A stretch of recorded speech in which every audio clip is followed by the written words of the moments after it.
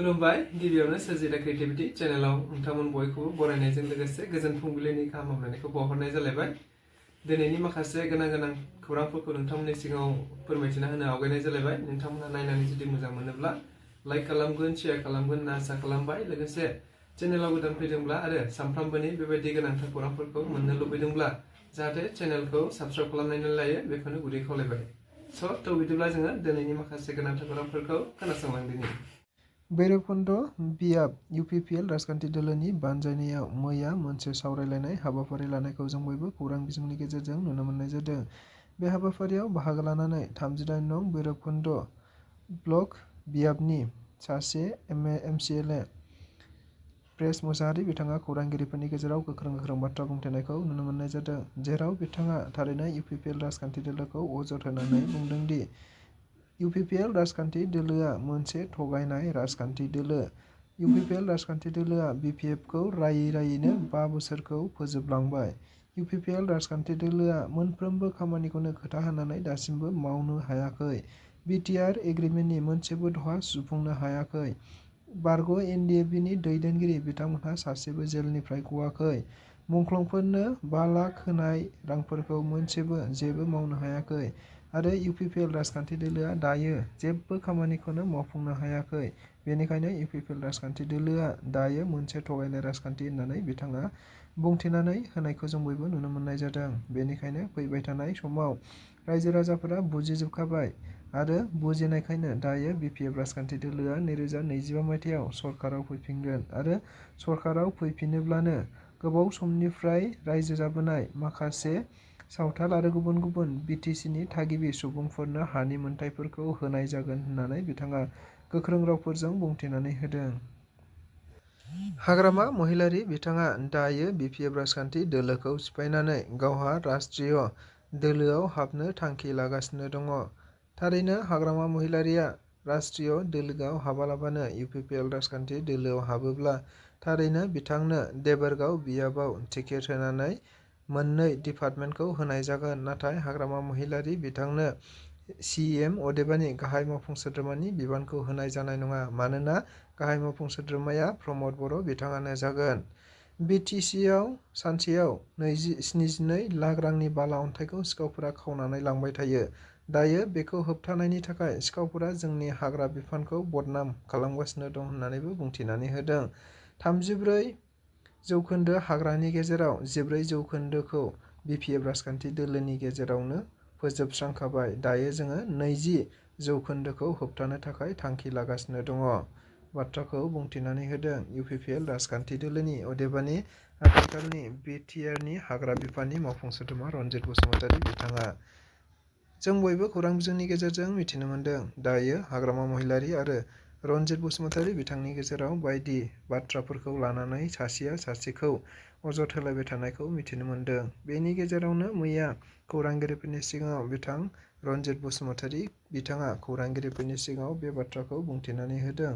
हाग्रामा महिलारीआ थारैनो बिपिएफ राजखान्थि दोलोखौनो डिजल्भ खालामनो थांगासिनो दङ आरो गावहा राष्ट्रीय राजखान्थि दोलोफोराव हाबनो थांखि लादों। नाथाय राष्ट्रीय राजखान्थि दोलोफोराव हाबनायनि असिलायै बिथाङा इउपिपिएल राजखान्थि दोलोआव फैयोब्ला थारैनो बिथांनो देबोरगाव बियाबाव टिकेट होनाय जागोन आरो पिडब्लिउडि आरो इरिगेसन डिपार्टमेन्ट अदेबानि बिफानखौ हाग्रामा महिलारीनो होनाय जागोन होननानै बिथाङा गोख्रों रावजों बुंथिनानै होदों। मानोना हाग्रामा महिलारीआ इरिगेसन आरो पिडब्लिउडि डिपार्टमेन्टआव गोबांथार रांफोरखौ जाख्ल'लांदों। बेनिखायनो बे मोननै डिपार्टमेन्टखौ सुफुंनो थाखाय हाग्रामा महिलारीनो खाबु होनाय जागोन होननानै बिथाङा गोख्रों रावजोंबो बुंथिनानै होबावदों।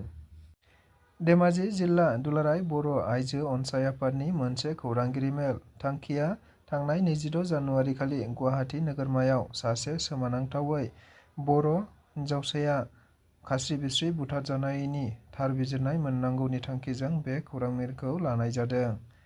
जों बयबो खौरां बिजोंफोरनि गेजेरजों मिथिनो मोननाय जादोंमोन दि थांनाय 26 जानुवारि खालि धेमाजि जिल्लानिनो सासे जन्मेश्वरी बसुमतारी मुंनि सिख्लासाया गावनि मोजां मोननाय सेंग्रानि खथायाव थांनानै खास्रि-बिस्रि बुथारजादोंमोन।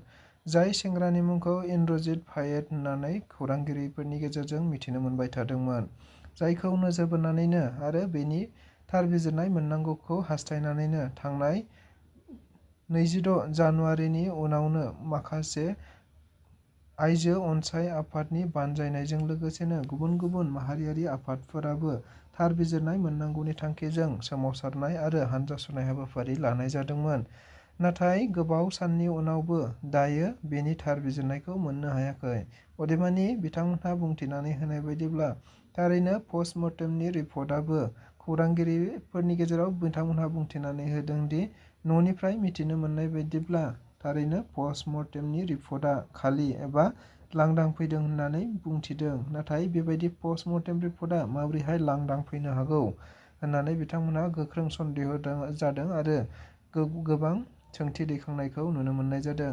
बेनिखायनो बेनि थार फिननाय मोननांगौनि थाखाय आरोबाव माखासे समफोराव गोबांथार मोनसे सोमावसारनाय आरो बायदि थार बिजिरनाय मोननांगौनि थांखिजों बायदि दाबि दैखांबाय थागोन होननानै बिथांमोनहा बुंथिनानै होबावदों।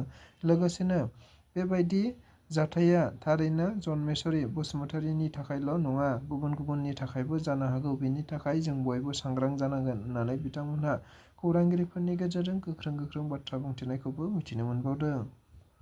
गसाइगाव जयमागुरियाव बिपिएफ राजखान्थि दोलोनिफ्राय 120 निबो बांसिन माइनरिटि हारिनि सुबुंफोरा इउपिपिएल राजखान्थि दोलोआव जयनिं जादों।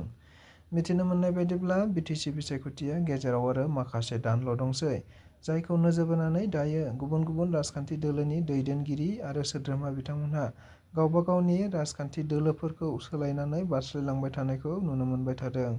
थिग बेबायदिनो मिथिनो मोननाय बायदिब्ला इउपिपिएल राजखान्थि दोलोआबो दायो जयनिं हाबाफारिखौ गोबां लाबोबाय थादों। मिथिनो मोननाय बायदिब्ला मैयाबो गसाइगावनि सिङावनो थानाय जयमागुरि गामियाव माइनरिटि सुबुंफोरनि गासै 120 निख्रुइबो बांसिन सुबुंफोरा इउपिपिएल राजखान्थि दोलोआव जयनिं जादों होनना मिथिनो मोननाय जादों। लोगोसेनो बिथांमोनहा बुंथिनानै होनाय बायदिब्ला थारैनो बे हाबाफारियाव इउपिपिएल राजखान्थि दोलोआव बिपिएफ राजखान्थि दोलोनिफ्राय गासैबो फैजोबबाय होननानै बिथांमोनहा बुंथिदों। सासे सानै दंमोनब्लाबो आरो जायफोरा थाबोदों बिथांमोनहाबो थाबैनो इउपिपिएल राजखान्थि दोलोआव फैगोन होननानै बिथांमोनहा बुंथिनानै होनायखौ नुनो मोननाय जादों। आरो थारैनो इउपिपिएल राजखान्थि दोलोआव हाबफैनानै बिथांमोनहा खौरांगिरिफोरनि सिगाङाव बुंथिनानै होदों दि इउपिपिएल राजखान्थि दोलोआ दायो खम समनि गेजेरावनो ओनसोलाव गोबांथार जौगानाय खामानिफोर मावगासिनो दङ, जायनि थाखायनो जोङो दायो इउपिपिएल राजखान्थि दोलोनि खामानि मावनायखौ मोजां मोननानै जयनिं जाफैबाय होनना बिथांमोनहा बुंथिनानै होदों।